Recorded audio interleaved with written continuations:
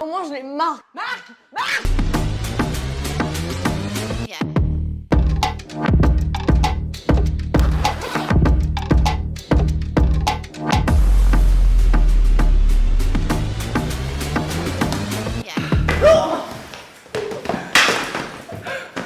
Ta gueule, sac à crotte.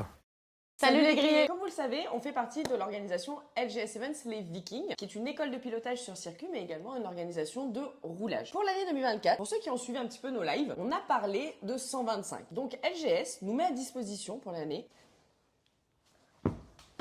T'es 125. Quel est ton nom? Petit pois. On enchaîne. Oui. Ah, coupé. Donc on disait... Non. Attends. Ferme les yeux.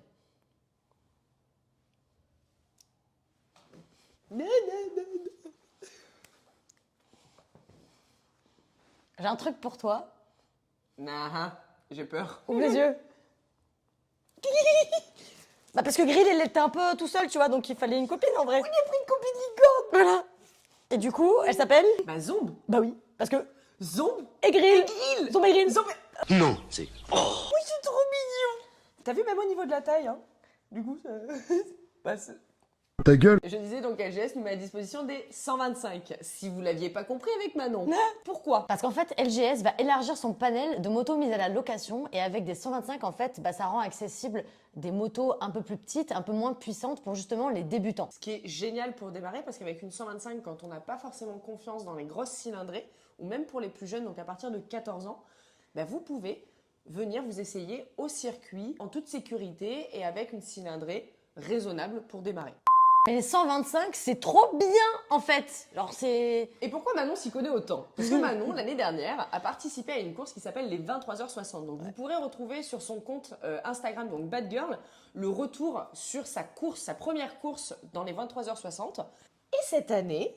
Eh ben, on remet ça, quoi. Là, tu vas repartir mal, mon copain. En effet, l'année dernière, bah, mon team ART72 m'avait contacté, je crois, 4 mois avant la course en me disant « Écoute, on aimerait bien une pilote féminine, est-ce que ça t'intéresserait ?» Et j'étais là, waouh, mon premier championnat, même si c'est que des 125, j'étais là, mais est-ce que je suis que des prête? 125, c'est génial déjà. Mais à l'époque, il y a ce truc dans l'imaginaire collectif où, ouais, c'est des 125. C'est vrai. C'est comme si c'était des mini-motos, tu vois, tu te dis, ça va, c'est pas ouf. Alors que pas du tout. Pas du tout. J'ai fait... en fait, ma vie, elle a complètement changé parce que c'est-à-dire que je me suis mis au sport du jour au lendemain. J'ai arrêté de manger n'importe quoi. Enfin bref, j'ai eu un régime hyper strict parce que je me suis mis un petit peu la pression. Je voulais pas décevoir, etc. Et puis surtout, Speedway m'ont beaucoup aidé là-dedans. En fait, pour être transparente, Speedway m'ont permis justement de monter là-haut parce que ça se passait sur le SIC, qui est le circuit à côté du Mans. C'est un circuit de karting et Speedway donc me payait les billets pour aller monter. Donc il y a eu d'abord les essais, puis le jour de la course. Et du coup, je me disais, en fait, je ne peux pas échouer, donc je vais mettre toutes les chances de mon côté, même si dans mon imaginaire, c'était que des 125 avant. Et en fait, plus l'organisation avançait, plus je me disais, mais en fait, c'est méga sérieux comme organisation. Et je voyais quand même des grands pilotes. Il y a des pilotes du FSBK quand même qui conduisent dans cette course, dans ce championnat. Donc je me disais, waouh, c'est un vrai truc. Et en vrai, heureusement que je me suis préparée vraiment très sérieusement à cette course, parce que c'est super éprouvant. En fait, les 23h60, c'est une course sur 24 heures. Donc, t'étais bien entourée quand même. J'étais super bien entourée. Enfin, moi, de ce que j'ai ressenti, parce que j'étais pas présente du tout, parce qu'on se connaissait même pas. Enfin, si on se connaissait à peine à cette période, mais t'avais l'air vraiment entourée par une équipe avec un côté hyper familial, Ah oui. beaucoup de soutien. Enfin, moi, c'est ce que j'ai ressenti dans tes vidéos Insta. Énormément de soutien, une vraie équipe, quoi. Ah mais vraiment, vraiment. C'est le team ART72. Donc de base, c'était en fait des étudiants en mécanique qui ont monté ce team et c'était leur projet scolaire en fait de justement faire ce championnat. Donc déjà, c'est tout à leur honneur. Ils m'impressionnent vraiment par leur efficacité, leur travail, ils sont déterminés en fait. Et de réussir à monter un projet aussi gros et à devoir tout gérer. Donc c'est François, le team manager. François, vraiment, je t'admire parce que tu gères ton équipe à la perfection. Et effectivement, comme tu dis, il y avait une ambiance qui était si bienveillante. C'est-à-dire que je suis arrivée un jour pour les essais et je connaissais personne. Donc ils étaient quand même une quinzaine parce qu'il faut compter les mécanos, les pilotes, il y a tout ce qu'il y a autour, il y a les parents. Hein. Ah, c'est ça, il y a toute l'équipe. Et je suis arrivée en me disant, mais je connais personne. En plus, c'est majoritairement des garçons. Enfin, est-ce que je vais trouver ma place? Et j'ai été accueillie, mais vraiment pas comme, ouais, c'est l'influenceuse, mais genre comme un membre de leur équipe. Il n'y a pas d'influenceuse ou pas influenceuse. C'était vraiment genre, tu fais partie du team. Et en fait, ce côté vraiment bienveillant et humain, déjà, ça m'a mis en confiance. Et puis après, j'ai essayé les 125, donc ça a été 1 mois avant la course. Et j'ai eu un jour pour essayer les 125, avant comment t'appelles ça, avant les qualifications officielles. Et j'avais jamais touché une 125, jamais de commande inversée au niveau des... jamais, c'était la première fois. Jamais de 2 temps. Enfin bref, il y avait plein de premières fois. Plein de nouveautés. C'est ça. Et en fait, je suis tombée quelques fois. Parce qu'il pleuvait, en plus, jamais sous la pluie, jamais avec des slicks. Enfin bref, il y avait plein de premières fois. T'as tout commencé ce jour-là, en fait. Oui, ça a été la première fois pour tout. Ah, mais c'est du ça. coup, moi, je dis félicitations parce que déjà, c'est pas donné à tout le monde de se lancer comme ça dans quelque chose qu'on ne connaît pas, avec une équipe qu'on ne connaît pas, avec une moto qu'on ne connaît pas. Enfin, c'est génial, quoi. Et tu t'es battu, t'as réussi. Parce qu'on voit le moment où tu te qualifies, où c'est hyper émouvant. Bon voilà, on est à quelques instants des qualifications. Je suis hyper stressée. Je vous fais cette petite vidéo de confessionnat de avant. Vous reprendrez juste après. Voilà, le temps minimal qui a été demandé, c'était 1:17. Et là, aux qualifications, j'ai fait 1:14. J'aurais jamais pensé y arriver. C'est une réussite franche pour le pilote d'arriver à se qualifier alors qu'on n'a pas de connaissances dans ce type de course. Donc c'est vraiment génial. Et je trouve ça top que tu réitères encore l'expérience pour du coup te donner 2 fois plus encore, quoi. Ah, mais c'est ça, mais c'est vraiment une très très belle expérience et je suis émue rien que d'y penser parce qu'en fait, je me pensais jamais capable de ça et en fait, justement, c'était toutes des premières fois et je suis tombée et le team m'a ramassée, m'a encouragée et j'ai jamais été autant encouragée et il y avait vraiment, encore une fois, je le redis, mais une bienveillance qui était juste incroyable et en fait, je me suis battue pour eux, pour moi bien évidemment, mais pour eux, pour Speedo qui me laissait cette chance également. Et en fait, c'était un des plus beaux moments de ma vie, vraiment, parce que j'avais réussi quelque chose. Et c'était juste... Et une autre fierté, c'est tout bête, mais sur 200 pilotes, il y avait 2 femmes. Waouh! Et encore une fois, notre chaîne, elle n'est pas basée sur les filles, girl power, ça on s'en fout. Mais c'est juste que on fait notre place au fur et à mesure dans ce monde-là.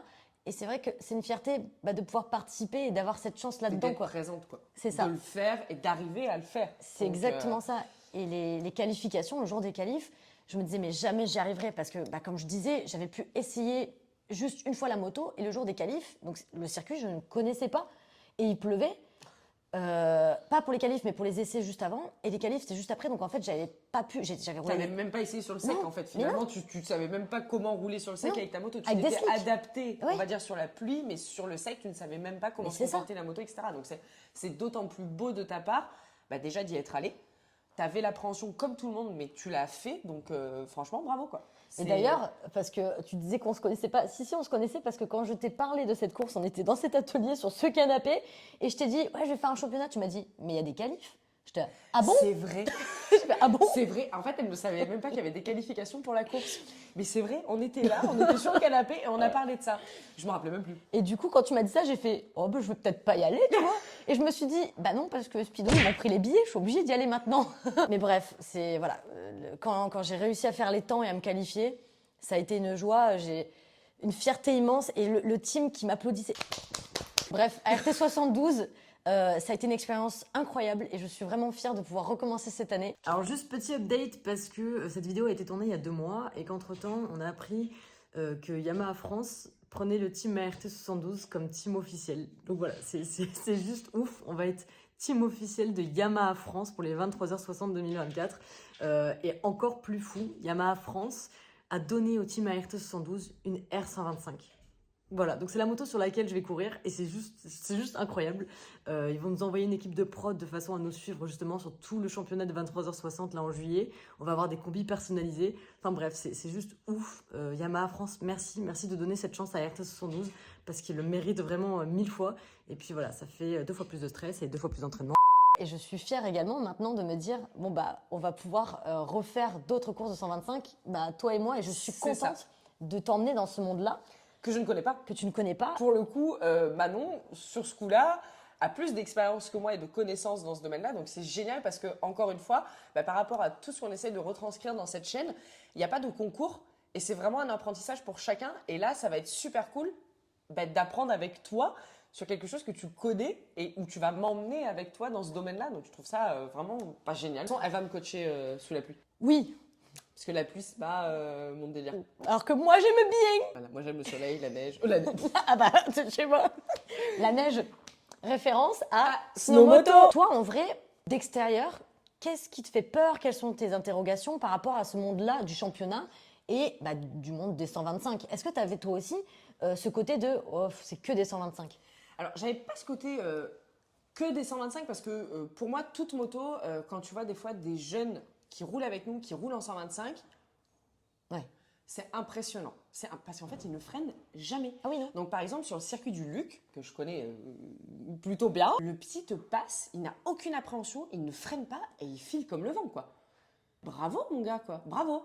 Parce que il a une maîtrise de sa moto qui est géniale. Et c'est là où ça m'intéresse, les 125, c'est la maîtrise. Parce que t'as pas la moto la plus facile, avec le châssis le mieux réglé, avec les pneus les plus larges, hein, qu'on se le dise. Les pneus de 125, je sais plus combien ça fait, je crois que c'est du 120. Ils sont petits. Ouais, quoi, ça hein, doit être c'est du 120, vraiment fin, 110, peut-être.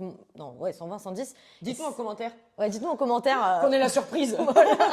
Après, tu me dis, ouais, maintenant elle s'y connaît. Ouais, ça doit être entre 120 et 330. Voilà, nickel. C'est plus une fauche. Ah, ça c'est un râteau, ça, madame. Mais justement, c'est là où tu dois vraiment sortir tout ton corps, quoi. Ouais, mais c'est ça. Tu vois, je trouve. Enfin, moi, ce qui me fait beaucoup rire, donc pour le coup, dans notre team LGS Events, il y a pas mal de participants 125, Nounours, Max, etc.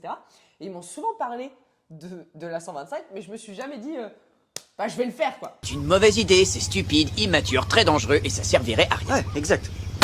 On n'a pas encore les dates précisément des championnats qu'on va faire. On va commencer de toute façon par des 3-4 heures.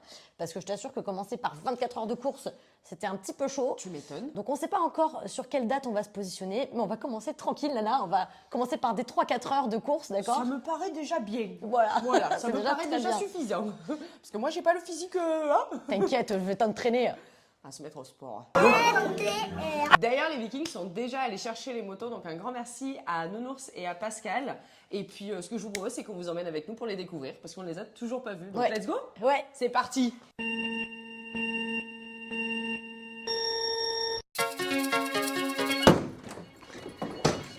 Ah non. Quoi? Ah, elles sont roses. Ah non, non, non. Mais, ah non, on va les couvrir d'ici. Bon, d'accord. Allez, dépêche-toi. Ah, parce que c'est-à-dire qu'elles sont vraiment roses, quoi. Genre, Ouais, sympa. genre rose. On va les couvrir, hein. Promis. Ok. On en fait une Batman et une licorne. On les sort? Ok. Allez, c'est parti.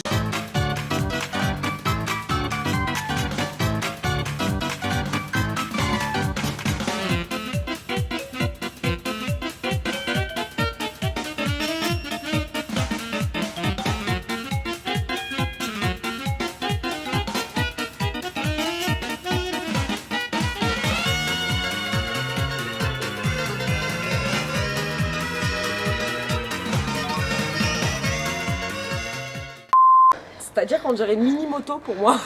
Bah oui. Moi, je veux celle-là. Non, c'est pas vrai, moi, je m'en fous. C'est les mêmes de toute façon. Oui, mais t'en as une qui est carénée.